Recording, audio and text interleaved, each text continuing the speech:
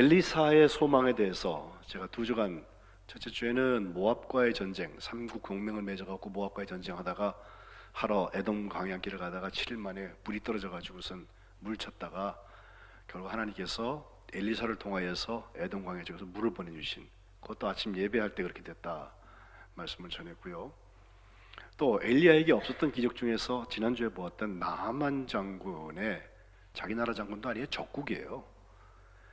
그 나병을 엘리사를 통하여서 고쳐주시는 이야기, 그것도 내 생각에는 와가지고서 하나님의 이름을 부르고 손을 흔들어가면서 고칠 줄 알았는데 커녕 코빼기도 보이지 않고 저 요단강 가가지고 7번 목욕하라고, 들어갔다 나오라고, 씻어라, 그 말 듣고서 삐져가지고 그냥 가려고 그러다가 더 심한 걸 시켰어도 할 텐데 이거 하물며 이거 하고 가는 게 옳지 않냐, 종들이 건의를 해서 하나님의 사람의 말대로 7번 들어왔다 나왔더니 그게 다 고쳐졌다. 이게 이제 엘리사를 통한 하나님께서 치유하신 이야기로 열왕기상에, 열왕기하에 기록하고 있습니다.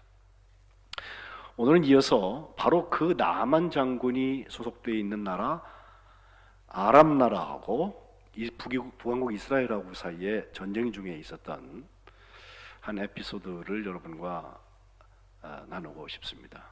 이 속에도 굉장히 중요한 소망의 힌트가 들어 있습니다. 그 배경은 말씀드린 아람 나라, 그 옆에 나라는 왕의 이름이 벤 하닷이고 이스라엘 나라의 왕의 이름은 계속해서 보고 있는 여호람입니다. 여호와가 높임을 받으신 분이다라는 이름 가지고 있죠. 오늘 읽은 말씀 바로 앞에 부분을 보면 6장 앞부분에 이런 말씀이 나와요. 11절부터 보면 그 상대국, 적국이 되는 아람 나라에서 이제 이스라엘 치기 위해 전쟁을 하려고 전략을 짤 거 아니에요.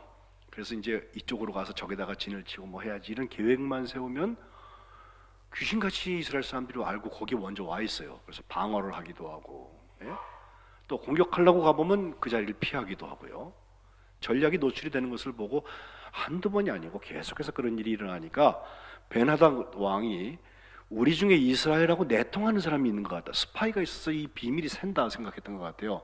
찾아내라고 그랬더니 신하가 하는 말이 그렇지 않습니다. 12절에 이 이유는 이스라엘 선지자 엘리사라는 사람이 있는데, 하나님의 사람이 왕이 침실에서 하신 그 말씀까지도 어떻게 알고 이스라엘 왕한테 다 알려드려서, 요즘 뭐 도청 기술이 발달, 그땐 그런 거 없잖아요. 근데 우리가 손 내고서 뒤로 하고 비밀을 꼭 닫고 있는 이야기도 어떻게 엘리사가 알고 왕한테 자꾸 자기 나라의 왕한테 알려줘서 이런 일이 일어나고 있습니다 라고 말하니까 벤 하닷 왕이 야, 전쟁하기 전에 그 엘리사라는 사람도 잡아야겠다, 이렇게 결심을 하고 오늘 본문 바로 앞에 13절에 그 사람 어디 있냐고 수배를 했더니 도단이라는 곳에 있다고 정보를 알게 되었습니다.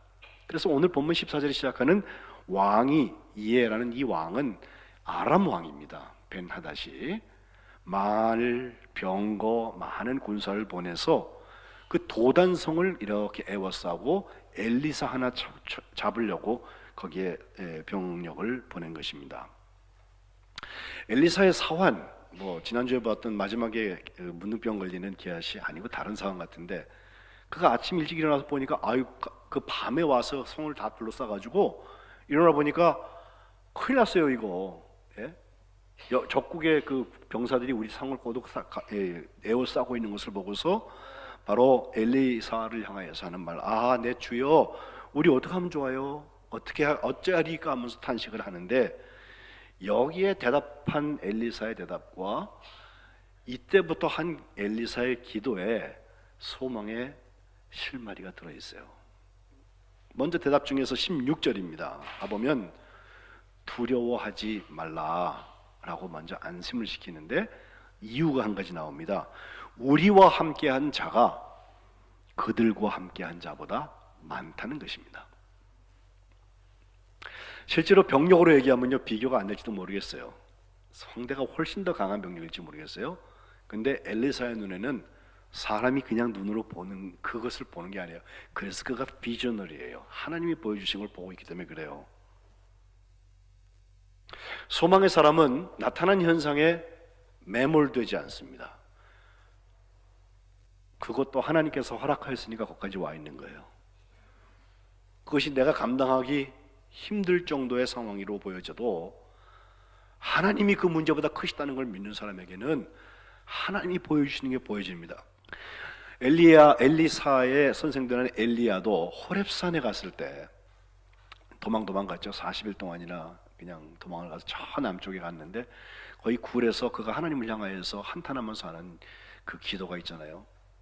열왕기상 19장 10절에 보면 내가 만군의 여호와 하나님 그를 향한 열심이 특심했습니다. 유별났습니다. 그래서 하나님만 붙들고서 나 있는가 하면 이스라엘 자손을 보니까 다 변절해갖고 주의 언약은 다 버려버리고 주의 제단은 다 헐어버리고 칼로 주의 선지자들을 죽이는데 오직 나만 남았어요. 나 왕따입니다. 이제 그들이 나를 죽이려고 해서 내가 여기까지 도망와 있는데 하나님 어쩌면 좋아요? 라고 기도하고 있는데 거기에 대한 하나님의 대답은 뜻밖에도 내가 이스라엘 가운데 7,000명이나 남겨놓았다. 이 사람들 다 바알할 때 무릎 꿇거나 입 맞추지 않은 자다라고 말씀하고 계세요. 근데 엘리야의 삶 마지막까지 보면 7,000명을 만난 일이 없어요. 끝까지 외롭게 고분부터 하면서 가요. 그 아합하고 이세벨 세력은요 죽지도 않아, 없어지지도 않아. 적어도 엘리야의 입장에서 보면 그래요. 그러니까 하나님께서 데리고 올라가신 거예요. 그러면 하나님은 어디다 7,000명 숨겨놓으셨습니까? 하나님의 편에 하나님의 능력의 사람들이 있다는 거예요. 내가 걱정할 문제가 아니라는 거예요. 예수님도 보이지 않는 군대를 보신 적이 있습니다. 바로 십자가에 달리기 위하여서 잡히던 날 밤에 마태복음 26장에 가보면 52절 53절 거기에 체포되는 장면에 대제사장의 종들을 제자 중에 한 사람이 칼을 꺼내갖고 이게 휘둘러요. 그래서 귀가 잘라진다. 다른 복음서랑 비교해 보면 베드로가 그랬던 것 같고 잘라진 사람의 이름을 말고라고 했는데 귀가 잘라져가지고 예수님께서 붙여주셨다는 마지막으로 치료해 주셨다는 거 아니에요. 근데 그러면서 주님께서 하신 말씀이에요. 내 칼을 도로 칼집에 꽂아라. 칼을 가진 자는 칼로 망한다. 그죠? 그 다음에 하신 말씀이 너 내가 지금 내 아버지께 기도하면 구하여서 12군단 더 되는 천사를 보내시게 할 수 없는 줄 알아? 있다는 거예요. 우리 눈에는 안 보여요. 상황은 지금 예수님이 체포되는 장면이에요. 그러나 예수님의 마음에는 내가 아버지께 구하기만 하면 12군단이 더 되는 천사가 와서 이 모든 상황을 전리할 수 있어. 이걸 분명히 말씀하시는데 그렇게 할 경우에는 예언된 말씀이 이루어지지 않기 때문에 나는 지금 십자가를 지러 간다. 이미 3번이나 십자가와 부활에 대한 예언을 하신 바가 있습니다. 결국 제자들은 다 예수님을 버리고 도망갔다. 56절에 말씀하고 있어요. 12군단이 더 되는 천사가 와 있어도 제자들이 도망갔을까요? 그렇게 생각지 않습니다. 예수님은 보고 계신 거예요. 예수님이 이것을 보시면서 이제 기도를 하셨던 것과 마찬가지로 엘리사도 이제 기도를 하기 시작을 하는데 저희들의 수가 우리의 수보다 많지 않다. 우리가 더 많다라는 이야기를 하면서 두려워하지 말라고 하면서 3번의 기도를 하는데 제일 먼저는 17절에 기도하여 이르되 여호와여 원하건대 그의 눈을 열어서 보게 하옵소서. 여기 그는 바로 그 사환입니다. 청년이었던 것 같아요. 하나님 저 사람의 눈을 열어주세요. 그래서 보게 해주세요라고 그걸 내가 소원합니다라고 기도했는데 하나님께서 그 청년의 눈을 여셔서 그의 눈이 딱 떠졌는데 보니까 불말불병거가 산에 가득하여서 엘리사를 둘러서 서 있는 거예요. 바로 그 불말불병거는 엘리사가 자기 스승인 엘리야가 승천할 때 보았던 그거예요. 하나님이 그와 함께 한다는 거예요. 주와 함께 가리라. 문제는 그 하나님이 우리와 함께 하시느냐의 이야기예요. 시편 146편 3절 귀인들을 의지하지 말며 도울 힘이 없는 인생도 의지하지 말지니 4절 그의 호흡이 끊어지면 흙으로 돌아가서 그날에 그의 생각이 소멸하리로다. 야곱의 하나님을 자기의 도움으로 삼으며 여호와 자기 하나님에게 자기의 소망을 두는 자가 복이 있다고 시편 기자가 고백하고 있어요. 그렇습니다. 우리의 눈이 열려져서 우리의 도움 되시는 하나님이 보여지고, 그러면 지금 내 앞에 있는 저 많은 조건, 나를 둘러싸고 있는 조건이 많아 보이지 않아요. 그 하나님이 하실 것이기 때문에 그렇습니다. 이런 소망의 역사가 우리 성민교회에 있으시기를 축복합니다. 지난주에 우리 청년들 또 청소년들까지 수련회 하는데, 영월에서 하는데 같이 가서 특강도 같이 경험을 하고, 제가 이렇게 그들 10가지 문을 열겠다고 1문, 2문, 3문, 4문 쭉 해놨어요. 근데 진짜 열려야 될 문이 뭘까? 우리 청년들이 눈이 열렸으면 좋겠어요. 예. 하나님 보여주시는 걸 봐야지. 그게 안 보이니까 나중에 하나님 없다고 그러잖아. 지가 못 본 건데.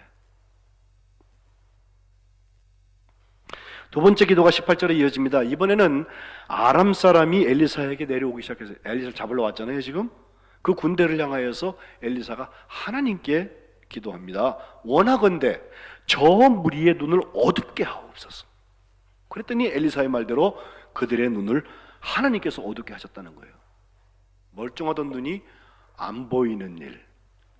예? 성경에 보면 몇 번 나와요. 하나님이 가리워 주신 거예요. 하나님이 못 보게 하신 거예요. 가끔 요즘에 뭐 직통계시를 봤다느니 뭐 해가면서 자기 주관적인 생각이나 이것을 하나님이 주신 생각이라고 막 우기는 사람들이 가끔 있어요. 예? 예. 이단적인 요소들입니다. 하나님이 못 보게 하실 수도 있어요. 보여주지 않은 건 뭐 말할 것도 없고 못 보게 하실 수도 있어요. 창세기 19장에 나오는 소돔과 고모라에서 어떤 일이 있었습니까? 아브라함의 조카가 되는 롯의 집에 두 천사가 방문을 해요.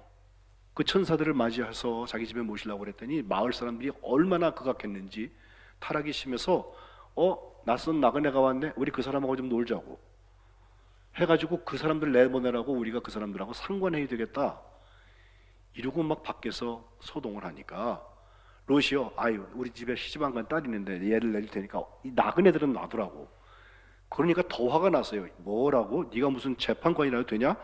우리가 이제 그 나그네보다 너를 더 해야겠다고 하면서 롯을 막 밀치고 몸싸움이 일어나고 문을 부시려고 막 달려드니까, 그때까지 참던 그 두 천사가 창세기 19장 10절에 보면 손을 딱 내밀어서 롯을 집으로 이렇게 끌어들인 다음에 문을 꽉 닫아버립니다. 그리고 문 밖에 있는 저 난리를 부리고 있는 사람들 대소를 막론하고, 나이가 많건 적건 키가 크건 작건 대소를 막론하고 그 눈을 어둡게 합니다.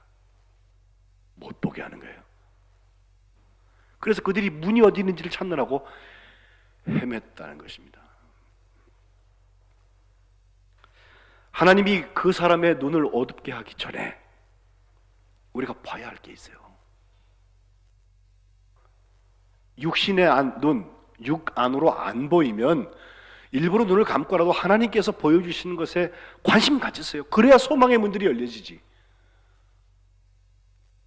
내는 눈 크게 뜨고서 세상에서 살기 위해서 필요한 것들, 내가 따져야 되는 것들, 이거는 그냥 잠을 안 자가면서 보고 하면서 하나님이 기뻐하시는 것 그쪽에는 보질 않으려고 우리가 하나님 눈을 가리시는 거예요.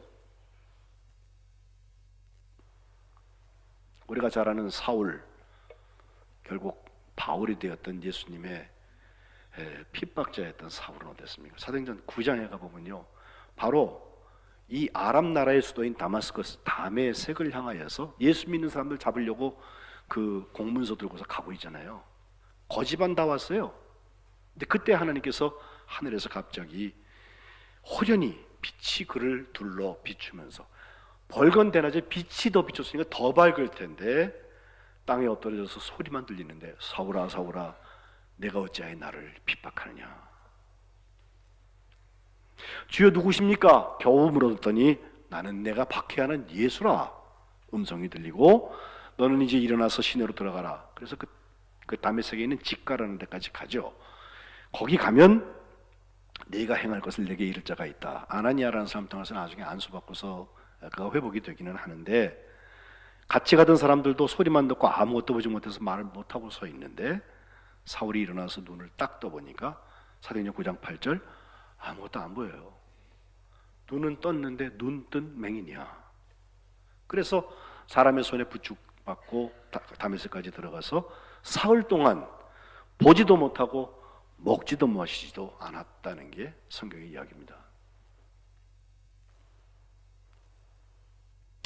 결국 그가 이런 회심 체험을 통해서 예수님을 만나고 다시 사울에서 바울로 바뀐 다음에는 그 마지막까지 정말 그 당시에로서는 있을 수 없던 그런 엄청난 주를 위한 헌신, 땅까지 이르러서 증인되는 일을 감당해서 3번의 큰 여행을 했고, 마지막에 땅끝이 되었던 로마까지 가서 순교했던 이야기를 우리는 전해 듣습니다. 어디서 이것이 바뀌었을까? 한번 하나님이 눈 안 보이게 했다가 뜨게 한 데서부터 시작된 거예요.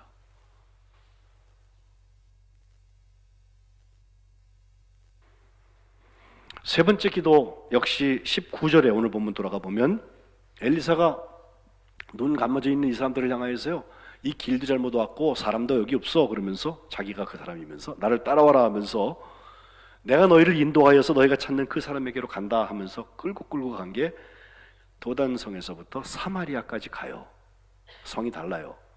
거기다가 다 오게 하면서 들어가게 될 때 20절에 보면 세 번째 기도가 나오는데, 여호와여 이 무리의 눈을 열어서 보게 하옵소서. 하나님께서 그 눈을 여셔서 그들이 자기를 보게 되는데, 도단성이 아니라 여기 사마리아 성에 와 있는 거예요. 예? 어떻습니까? 마치 요나가 니느웨로 가라고 하는데 다시스를 향해서 갔던 것처럼 그들은 물론 도단에 있던 엘리사를 잡으러 갔어요. 하나님께서 거기서 눈을 감게 하셨고, 바로 그들의 가이드, 그들을 끌고 인도에 갔던 사람이 바로 엘리사인데 결국은 사마리아에 가서 그를 보게 되는 거예요.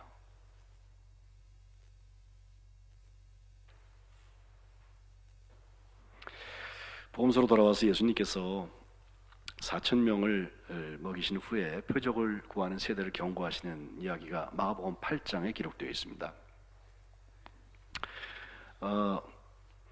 제자들이 떡 가져오는 걸 잊어먹었고 배를 같이 타고 가는데 떡이 한 덩어리밖에 없어요. 야, 이거 떡이 한 덩어리밖에 없는데 어떡하지? 또 이 얘기를 하고 있으니까 예수님께서 그때 하필이면 바리새인들의 누룩과 헤롯의 누룩, 이 누룩이라는 게 효소거든요. 그거 주의하라 이런 말씀을 하시는 게 비유인데, 이 사람들은 누룩 얘기하니까 빵 생각이 났어요. 우리가 떡 빵이 없는 걸 예수님이 아시나 봐. 어떡하지? 떡이 없는데. 예수님께서 그걸 또 들으시고, 너 떡 없다고 지금 수근수근거리고 있냐? 아직도 몰라? 아직도 깨닫지 못해? 아직도 너희 마음이 이렇게 둔해? 18절에 너희가 눈이 있어도 보지 못하며 귀가 있어도 듣지 못하느냐, 또 기억하지 못하느냐.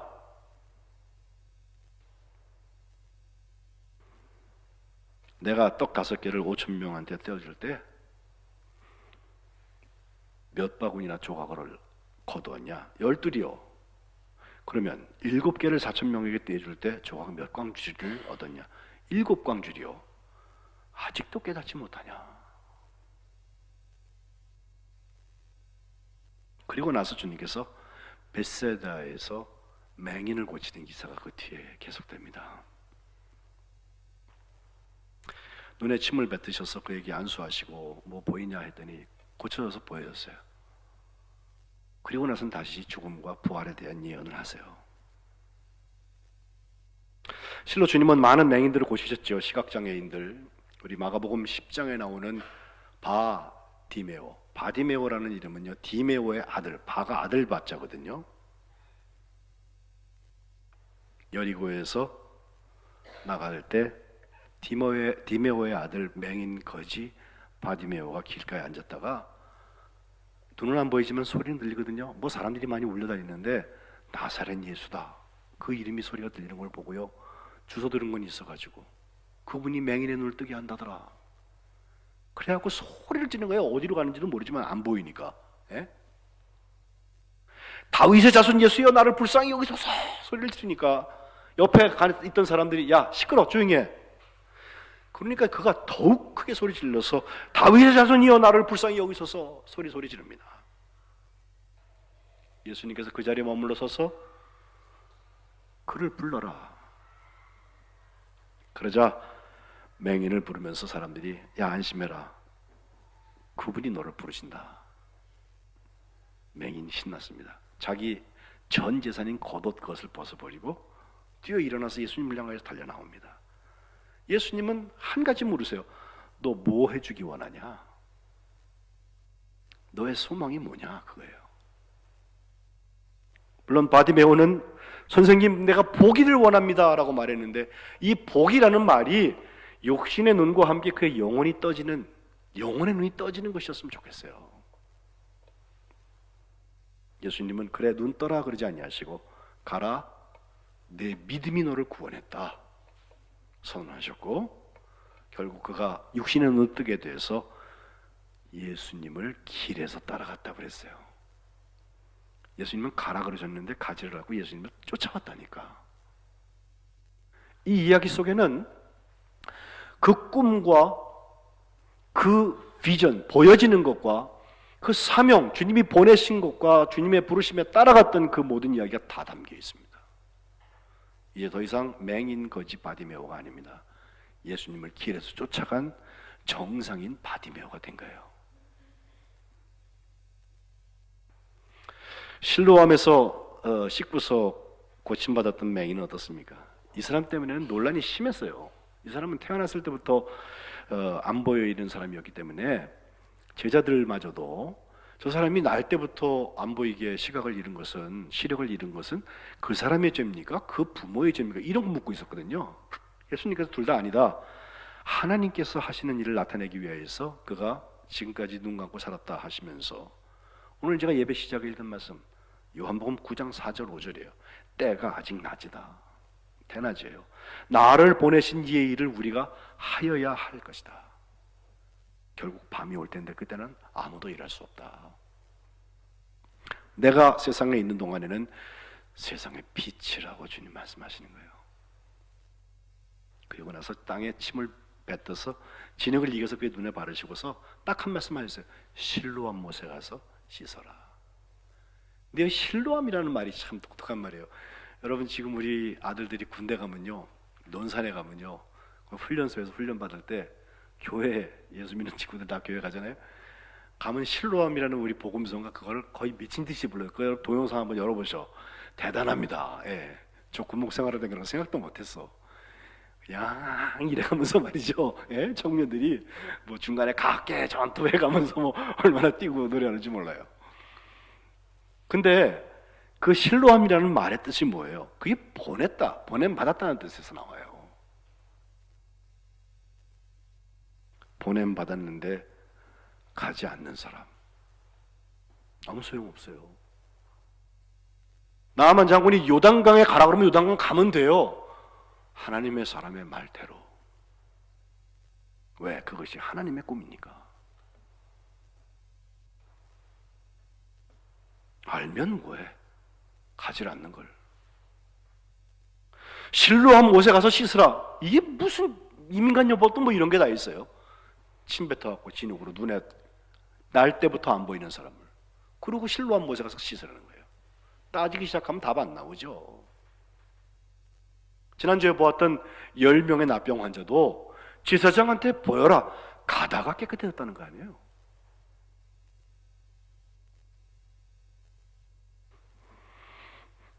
이 맹인도 이에 가서 씻고 밝은 눈으로 왔다고 성경은 말하고 있습니다. 이것 때문에 문제가 시작됐어요. 너 분명히 맹인인데 어떻게 해서 네가 눈가 떠오게 됐냐? 누구냐 도대체? 예? 이게 또 유대인들의 관심 아니에요? 그래갖고 그 사람을 못 살게 굴다가 안 되니까 부모한테 조사를 하고 결국은요 그 사람을 쫓아냈습니다. 그가 쫓아냄을 받았다는 얘기를 주님께서 들으시고 요한복음 9장 35절에 보면 주님께서 그를 만나시고서 이렇게 말씀하세요. 내가 인자를 믿느냐? 주여 그가 누구십니까? 나 믿기를 원하는데 누군지 내가 본 적이 없어요. 그때는 눈이 감겨 있었거든요. 주님 말씀, 내가 그를 보았고 지금 너와 말하는 자가 그다. 그러자 이제 눈 뜨게 된 그 사람이 주여 내가 믿나이다 하면서 그 앞에 절했다는 것입니다. 참 복된 사람이에요. 그렇게 주님을 만난 것도 복이고 여태까지 안 보이던 것을 보게 된 것도 복이지만 이제 그의 소망이 주님을 믿는 것을 통하여서 거룩한 백성 되잖아요. 그런데 바리새인 중에서 이것을 옆에서 보고 있던 사람이 예수님께서 하신 말씀 한마디, 내가 심판하러 이 세상에 왔으나 보지 못하는 사람들은 보게 하고 보는 자는 맹인이 되게 하려고 하는 거다, 이렇게 말씀하시니까 뭐야, 나는 지금 눈 뜨고 있는데 그 우리도 맹인이라는 얘기야? 이렇게 말합니다. 결론이에요. 41절, 너희가 맹인이 되었더라면 죄가 없으려니와 본다고 하니 너희 죄가 그대로 있느니라. 한 번 눈 감고 다시 한 번 눈 떠야 돼요. 이것은 우리가 주님과 함께 십자가에 못 박고 다시 주님과 함께 부활하는 그 경험을 말합니다. 거듭남이고 성령 받는 것이고 그것이 우리의 소망의 문이 열려진 것입니다. 삼중교를 겪었던 유명인 헬렌 켈러라는 분이 계시죠. 1880년에 태어나서 1968년에 소천되었으니까 88세를 사신 분이에요. 근데 이렇게 보이지 않고 들리지 않고 말 못하는 분인데 그 상태에서 학사 공부를 마친 사람, 첫 번째 사람이었다고 그래요.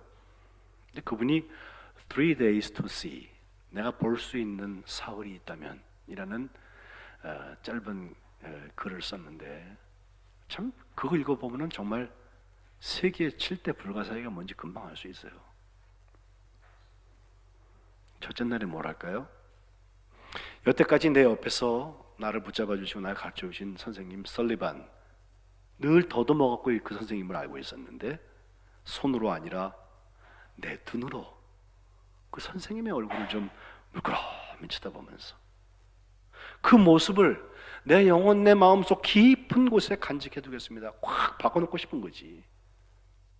그 다음에 밖으로 좀 나가서 밖에 바람에 나풀거리고 있는 아름다운 나뭇잎, 들꽃들, 그리고 석양에 빛나는 노을, 그거 한번 보고 싶어요. 노을. 들어는 봤어요. 본 적이 없어. 둘째 날, 먼동이 트면서 밤이 낮으로 바뀌고 있는 그 웅장한 기적.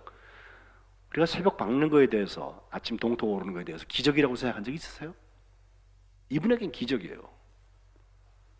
그리고 나서 서둘러서 아침 일찍 메트로폴리탄 박물관에 가서 하루 종일 인류 역사가 어떻게 진화해 왔는지 그것을 거기 다 전시해 놓았으니까 한번 눈으로 보고 싶어요.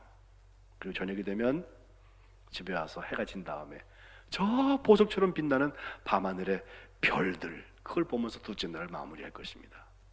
셋째 날, 마지막 날, 나 아침 일찍 일어나갖고 일하려고 막 직장을 향해서 뛰어가는 사람들, 출근하는 사람들의 얼굴 표정을 보고 싶어서 일찍 나가서 길에 있을 것이고, 시간이 되면 오페라 하우스나 영화관에 가서 공연을 좀 보고 싶어요. 우리는 맘만 먹으면 뭐 CGV부터 많이 있으니까 보러 가잖아요. 본 적이 없으니까. 그리고 시간이 지나 저녁이 되면 네온 사인 반짝반짝거리는 쇼 윈도우, 진열장에 진열되어 있는 아름다운 물건들 보면서 집으로 돌아와서 이제 하나님, 이 사흘 동안만이라도 나를 보게 하셨으니 고맙습니다 라고 기도하고 다시 눈을 감겠습니다 라고 짧은 글을 썼어요. 얼마나 많은 사람들의 마음을 울렸는지 몰라요.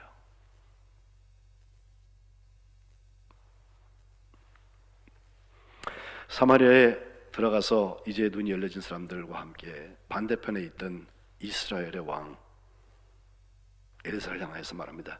내 아버지여, 내가 치리까? 내가 치리까? 적군이 왔잖아요. 이거 죽여버릴까요? 죽여버릴까요? 그 얘기예요. 엘리사는 한 말 간단해요. 치지 마세요. 오히려 떡과 물을 그들 앞에 두어서 잔뜩 먹게 두세요.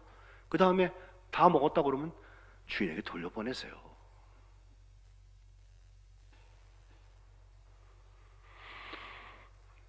왕이 그들을 위해서 음식을 많이 베풀고 먹고 마신 후에 놓아주니까 주인에게 돌아갔는데 23절 마지막에 이로부터 그 아람 군사가 다시는 이스라엘 땅에 들어오지 못했다고 그랬습니다.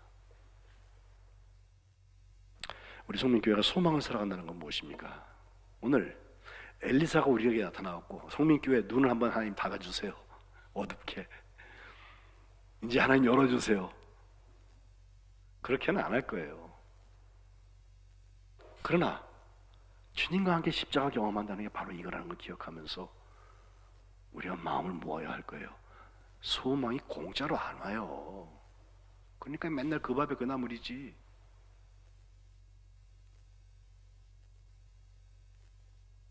한번 시력이 잃은 사람처럼 주님이 감게 하셨으니,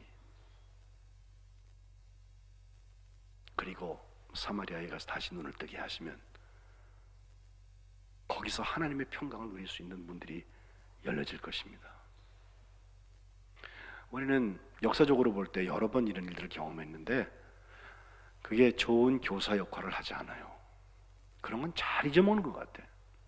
하나님 도와주신 거, 아팠을 때 우리가 그냥 벼랑 끝에 서고 하나님 도와주세요 했더니 하나님 정말 도와주신 거, 겨우 목숨 건진 거, 그건 언제 다 잊어먹어버리고 지금 이 편한 세상에서도 왜 이거 안 해주냐고, 왜 저거 안 된다고 불평불만하고 입술로 범죄하고 하나님의 마음 상하게 하고, 그러면서 소망의 문을 열어요? 안 됩니다. 그것부터 바꿔야 합니다. 주님의 소망의 문이 함께 열려져서 하나님 나라의 꿈과 그 비전과 그 사명을 감당하시기를 주님의 이름으로 축복합니다. 기도하겠습니다. 하나님,